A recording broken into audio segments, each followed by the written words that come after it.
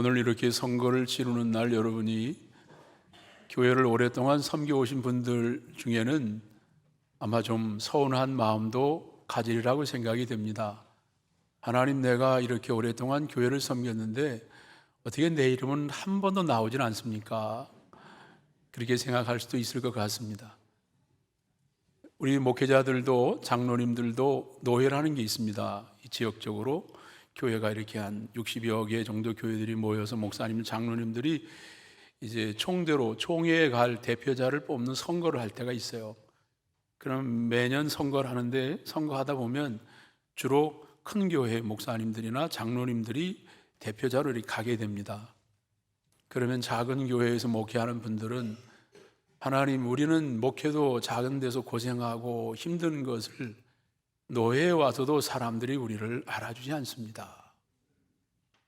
그러니까 하나님, 이거 너무 우리가 힘들고 기가 죽습니다. 그런 느낌을 가질 때가 많은 게, 저도 이제 시우리 교회 작은 시골 교회 목회를 하다 보니까 작은 교회의 목회자들은 다른 사람들이 바라볼 때 무능하게 바라보는 것처럼 느껴지고, 그러다 보니까 그런 사람에게는 표 하나 얻기가 아주 어렵다는 것을 많이 느끼면서 갖는 소외감. 하나님, 내가 주를 위해서 이렇게 작은 시골 교회에서 목회하는데 사람들도 나를 알아주는 것 같지 않고 내 자신이 이렇게 한없이 초라해지는 것과 같습니다. 이런 느낌을 가질 때가 참 많이 있을 것입니다.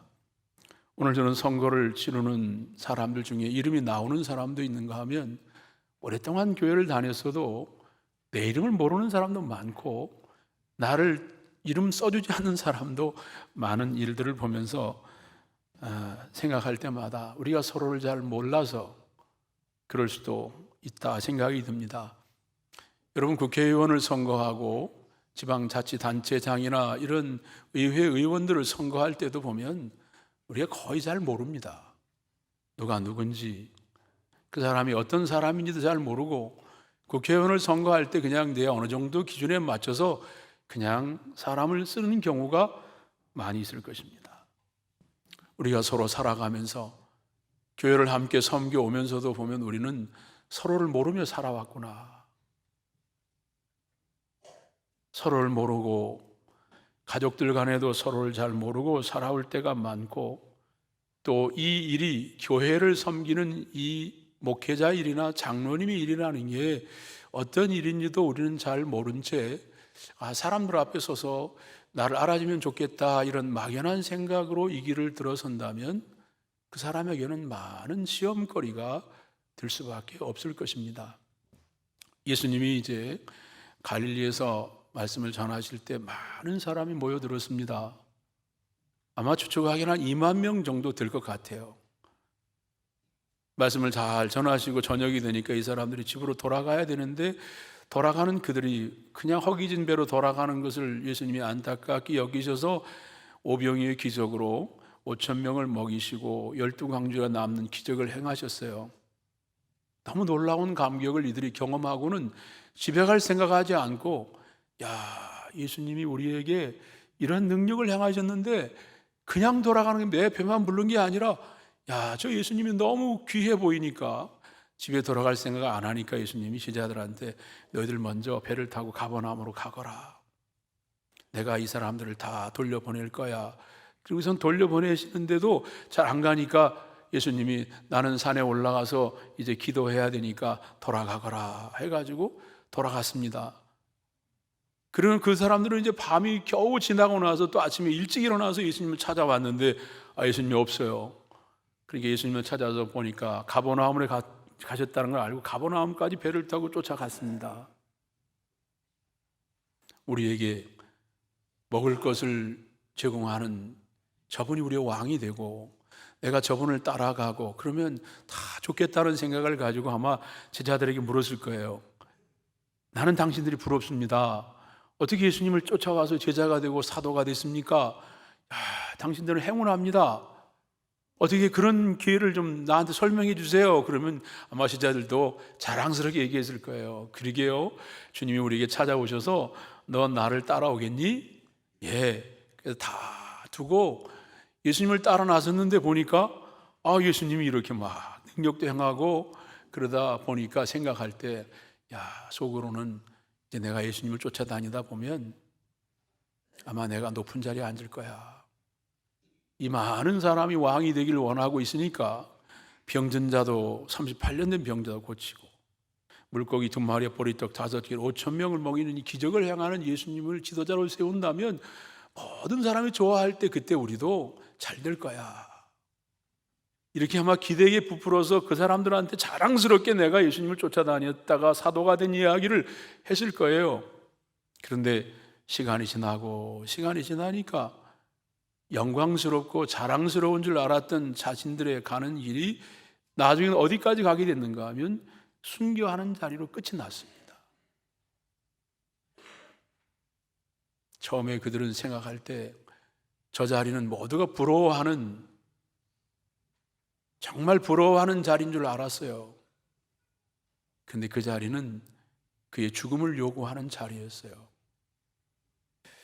오늘 우리가 교회 일을 하면서 교회의 장로님이 된다는 것을 내가 명예직으로 생각하거나 많은 사람이 나를 알아주기 때문에 내가 뭐가 된 것처럼 생각한다면 그 자리는 감당할 수 없을 것입니다. 요즘 우리 장로님들하고 함께 이야기해 보면 그래요. 목사님 빨리 70이 됐으면 좋겠어요. 나 빨리 은퇴하고 싶어요. 그럼 저도 마찬가지입니다. 저도 빨리 좀 은퇴하고 싶습니다. 제대로 목회하거나 제대로 장로님 역할을 하려고 그러면 이거 시험의 자리예요. 엉터리로 대충 하려고 하면 이건 아주 자기의 명예를 드러내고 그리고 사람들 앞에서 자기 이름을 내려고 하는 마음을 가진 사람은 적당히 하는 건 좋은 자리일지 몰라도 정말 주님이 원하시는 대로 그 길을 걸으려 한다면 이건 도망치고 싶은, 피하고 싶은, 결국 주님이 원하시는 것은 영광스럽고 좋은 자리에 앉을 줄 알았는데 마지막 끝에 가서 원하시는 걸 보여주신 것은 나는 너를 택한 것은 나를 위하여 내 자신을 산제물로 드리길 원해서 택했다고 말씀하셨어요.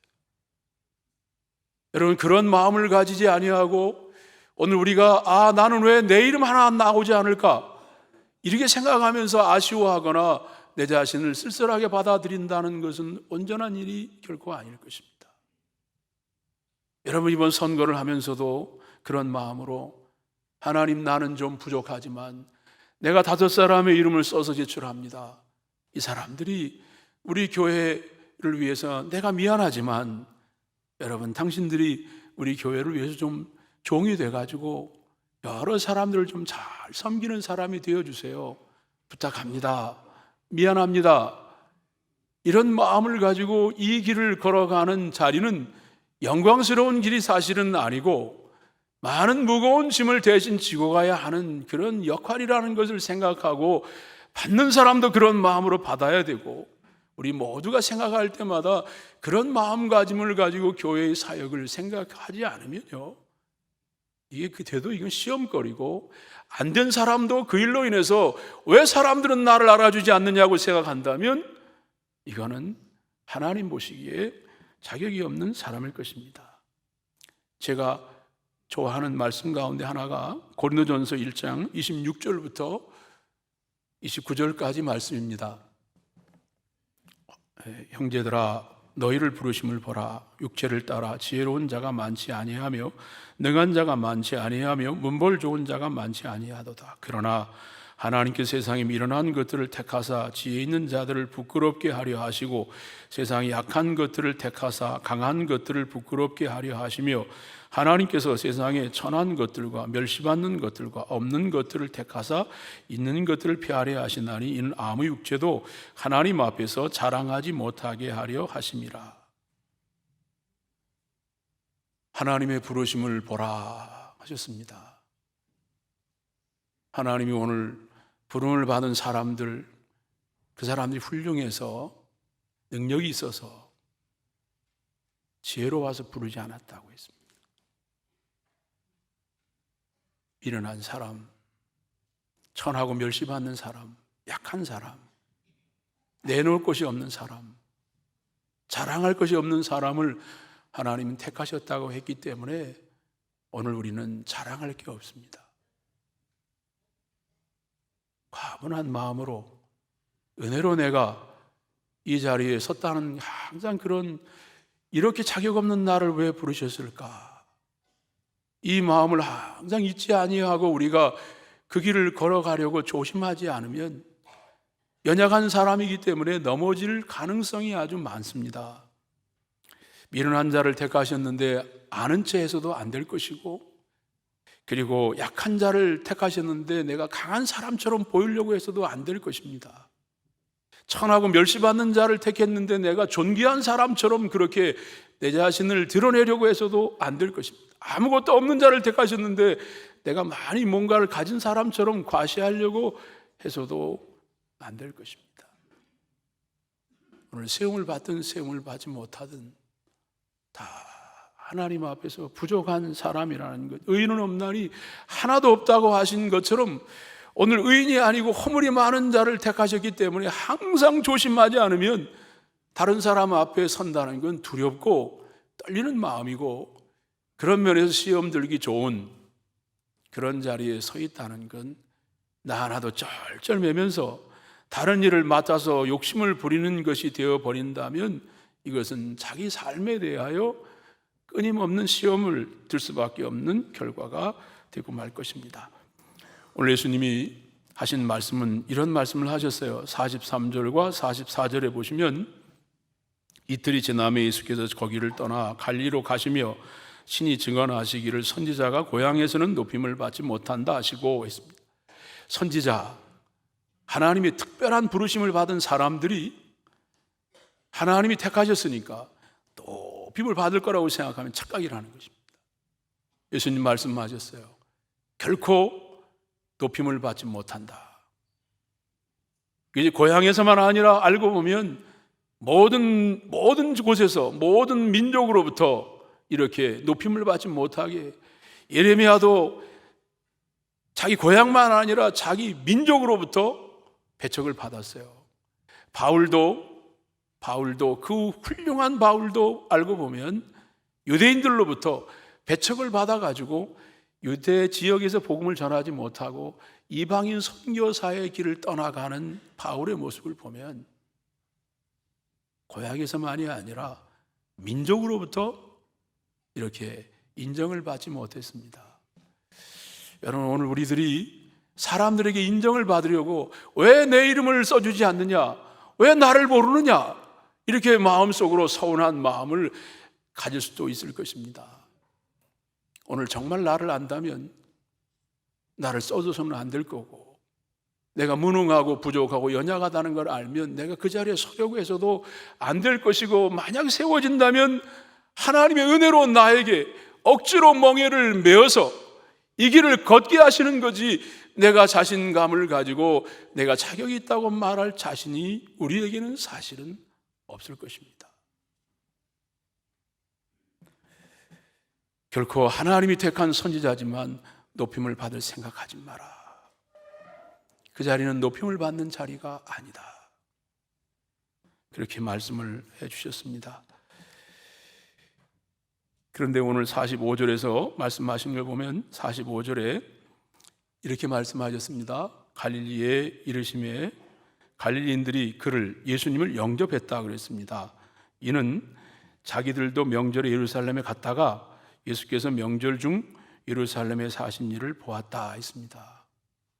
갈릴리인들이 예수님을 영접했어요. 누가 영접했느냐 하면 명절에 예루살렘을 갔다가 예수님이 가르치시고 행하는 것을 본 사람들은 예수님을 아주 귀하게 영접을 했습니다. 이렇게 하나님께서 오늘 우리 곁에 함께 있는 사람들에 대하여 우리가 잘 이렇게 가까이서 그의 삶을 살펴볼 때마다 내 곁에 있는 사람들이 정말 영적인 거장들이, 소중한, 내가 기억해야 할 사람들이 참 많다는 것을 우리가 느끼는, 그래서 그 속에서 함께하는 삶이 우리에게 필요합니다. 제가 목회하면서 시우리 교회에 있을 때 말씀을 드렸죠. 제가 어디 가든지 설교하면 늘 하는 내용입니다. 제가 처음 목회지에 가서 저를 어찌 보면 목회 철학을 심어준 할머니 권사님이 계셨어요. 그분은 나이가 들어 나무를 뜯어 생활을 하는 사람인데 나무를 뜯어다 경동시장에 팔고 그것도 이제 거기까지 왔다가 이제 걸어서 시우리까지 들어가는데 4km를 걸어가는데 거길 걸어가고 있었어요. 그래서 권사님한테 왜 권사님 걸어가세요? 그러니까 차비 아껴서 건축공금 하려고 그래요. 제가 그 말을 항상 제 목회지에서 지금까지 지내오면서 만난 제 멘토처럼 늘 마음속에 울리는 사람이에요. 제가 교회를 우리 시우리 교회를 건축합시다. 여러분 올해 우리 작정해서 한번 교회를 한번 지어봅시다 하고 작정했더니 300만 원밖에 안 나왔어요. 그거 가지고 질 수가 없어요. 그런데 제가 교회를 지나갈 때마다 지금도 교회를 지나갈 때마다 그분이 떠오르는 이유는 뭔가 하면 그분이 차비를 아껴서 걸어가는 그 모습을 하나님이 지켜보실 때 뭐라고 하셨을까? 내가 교회를 그렇게 짓기를 원하냐?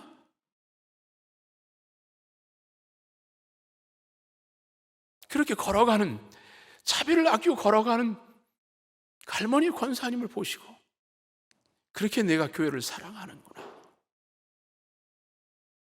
저도 보면 제 목회지에서 그런 기적이 일어나리라고 생각을 못했어요.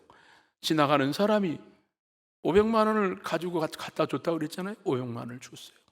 하는 말이 내가 지금 현금이 500만 원밖에 없어요. 거의 30년 전에. 다음에 지나갈 때 내가 500만 원 갖다 드릴게요. 교회 질 때 조금 보태 쓰십시오. 그걸 500만 원을 주셨어요. 그걸 가지고 어찌 보면 교인들한테 광고했어요. 지나가는 분이 500만 원을 갖고 오셨어요. 그 다음에 작정했더니 4,500만 원이 나왔어요. 제가 목회한 게 아니라 알고 보면 할머니 권사님의 차비를 아끼고 걸어가는 그 마음을 하나님 보신 것 같아요. 기적은 하나님께서, 제 목회의 기적은 하나님이 어찌 보면 작고 작은 사람 같지만 아무도 그의 이름을 기억하지 않을 거예요.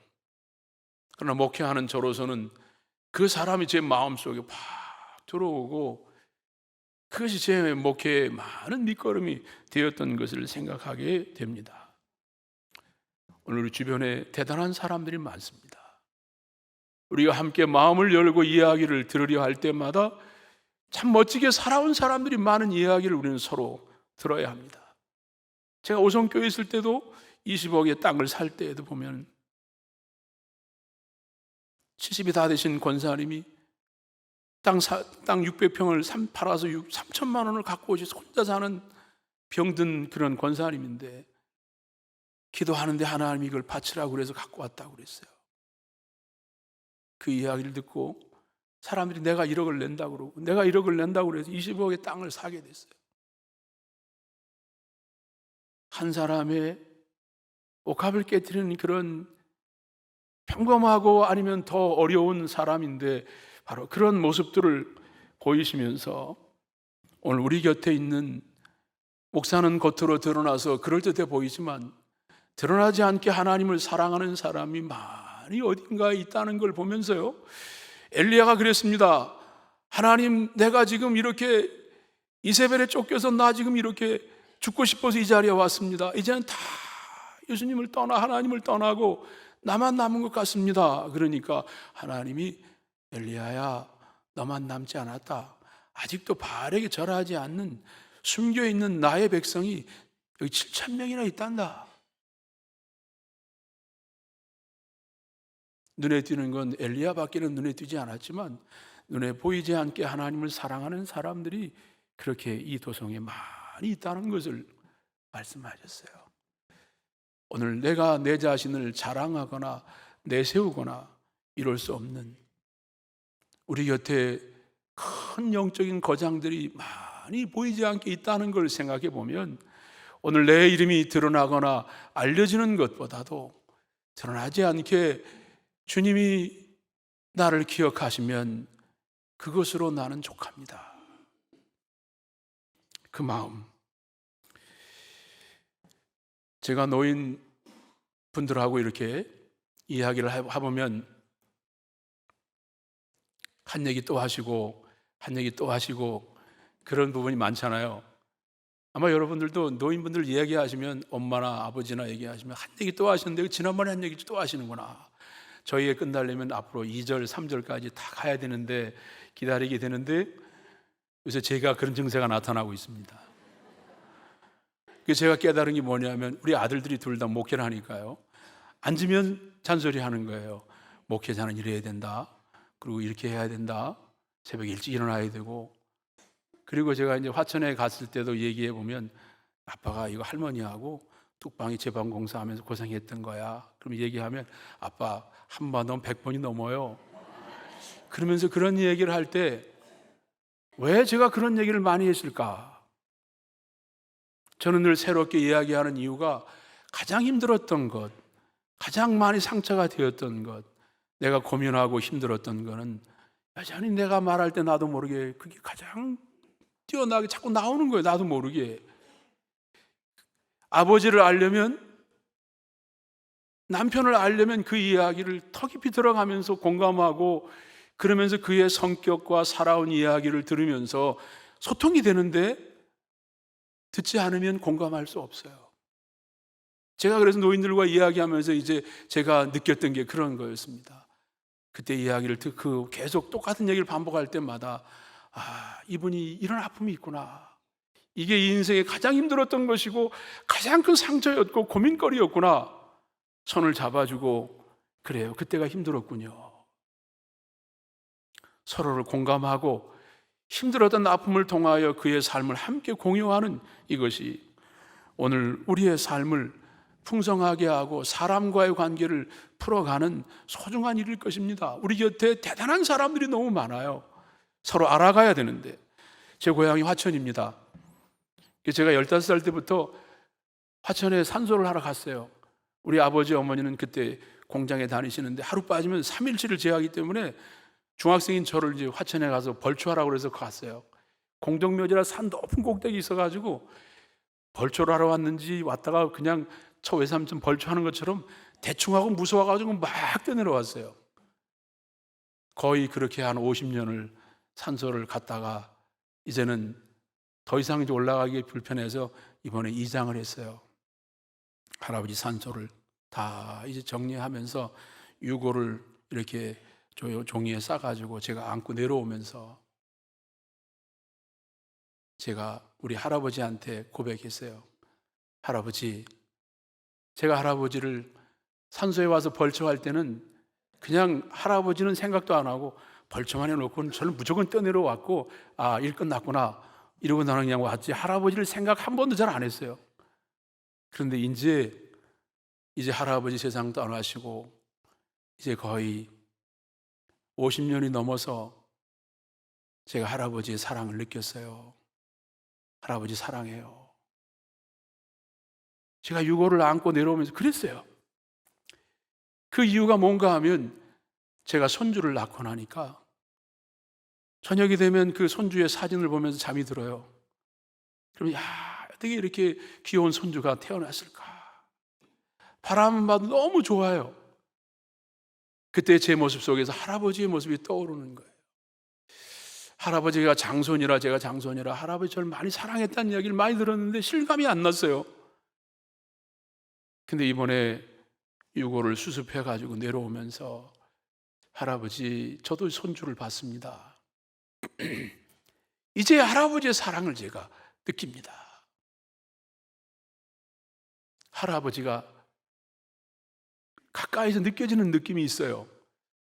여러분 오늘 우리들이 가까이 알고 있는 사람들 우리가 서로 함께 공유하고 함께 이야기를 나누고 소통하고 당신이 얼마나 귀한 사람인가 하는 걸 많이 듣고 그리고 알아가려고 하고 그런 마음을 가지고 우리가 한 교회를 함께 섬겨가고 가족들을 함께 간다면 얼마나 귀한 일이겠습니까?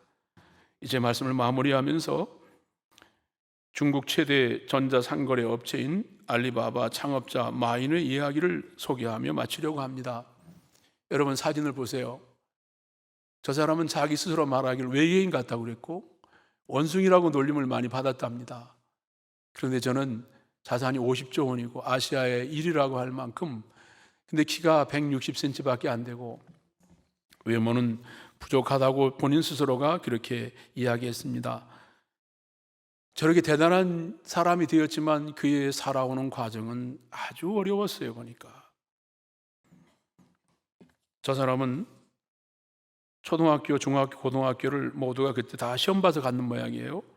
3류, 4류 학교를 다녔답니다. 중학교, 고등학교 입시에도 각각 한 번씩 낙방했대요. 그리고 대학교를 갈 때도 아마 우리나라 같이 옛날에 예비고사가 있어가지고 예비고사를 먼저 시험 봐가지고 합격한 사람만 이제 대학을 칠 수 있는 아마 그런 제도가 있었나 봐요. 근데 예비고사를 합격을 못 해가지고 아예 대학 시험을 치지도 못하는 게 2번이나 낙방을 해가지고 그랬는데 삼수해가지고 이제 대학을 가게 된 그런 사람이었다고 했습니다. 졸업한 뒤에도 대학 졸업 후에도 취직을 못 해가지고 고생을 많이 해서 군대에 가보려고 했는데 군대도 받아주지도 않았고 경찰이 되려고 했는데 경찰도 받아주지 않았고 취업시험 낙방도 30회가 넘었다고 이야기했습니다. 그러나 그가 잘하는 게 있었는데 영어를 잘했답니다. 그래서 그 하나 잘해서 그거 가지고서 이제 풀려가지고 그래서 저장성 교통청 요청으로 미국 출장을 가게 되면서 이 사람의 인생이 달라졌어요. 마윈은 이렇게 말했습니다. 나는 IQ도 높지 않고 잘생기지도 않았습니다. 그러나 나는 성공했습니다. 억울한 일을 많이 겪을수록 그릇이 커지고 포부도 커집니다. 그런 이야기를 했습니다. 사람에게는 이런 기억해야 해줄 만한 잠재력이 있어요. 실패하고 과거에 그만 바라봤다면 그는 별 볼 일 없는 사람처럼 보일지 몰라도, 그러나 사람에게는 하나님이 인간을 위대한 작품으로 만드셨기 때문에 그 사람은 많은 실패 속에서 오히려 더 크게 성장할 수 있는 그런 면도 인간에게 하나님이 주셨습니다. 디모데 후서 1장에도 보면 7절에 하나님 우리에게 주신 것은 두려워하는 마음이 아니라 능력과 사랑과 절제와 하나님이 사람으로 살아갈 수 있는 좋은 조건을 만들어 주셨기 때문에 우리는 우리 함께 살아가는 사람들을 서로 기억하면서 서로 소중히 여기면서 우리가 함께 해주는 일, 매우 중요한 일이고, 여러분 오늘은 여러분 집에 가시면 아내가 살아온 이야기를 한번 충분히 들어보시고 남편이 살아온 이야기도 많이 들어보시고, 자녀들은 아버지 어머니한테 아버지 어머니 살아온 이야기 좀 오늘 밤새도록 들려주세요. 그러면 서로 살아온 이야기를 보면서 아버지 그때가 힘들었군요. 그래요. 이제는 아버지를 알 것 같아요. 서로 간에 이렇게 많이 공감하고, 우리가 함께 만나는 교인들도 서로 많이 알아가면서 살아갈 때 저 사람 우리 교회에서 이런 면에서 필요하겠구나. 서로 간에 추천하고 서로 사랑하고 인정해주는 이런 아름다운 모습들이 우리가 앞으로 두고 교회를 섬겨갈 때 그런 모습들이 필요하지 않겠습니까? 이제 선지자 하나님이 택한 사람도 고향에서는 높임을 받지 못한다고 했고, 분명히 많은 훌륭한 사람들이 다 이렇게 인정을 받지 못했습니다. 이제 오늘 우리가 사람들에게 오늘 선거하면서 인정받으려고 하는 일, 이것은 우리의 과욕일 것입니다. 주님, 사람들은 나를 인정해 주지 않아도 좋아요. 주님이 나를 기억하시면 난 그것으로 족합니다. 부족한 나를 받아주신 그 은혜에 감당하며 살아가겠다는 마음가짐을 가지고 믿음의 길을 걸으시기를 주의 이름으로 기원합니다. 우리 다 함께 일어나셔서 십자가 그 사랑 찬양하겠습니다.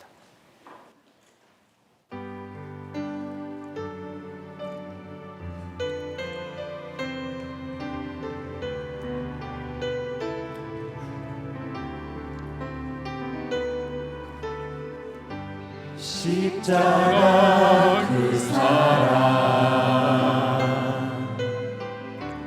멀리 떠나서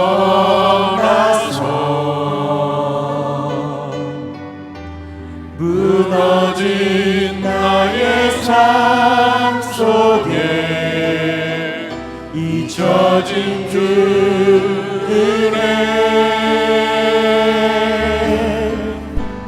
돌 같은 내 마음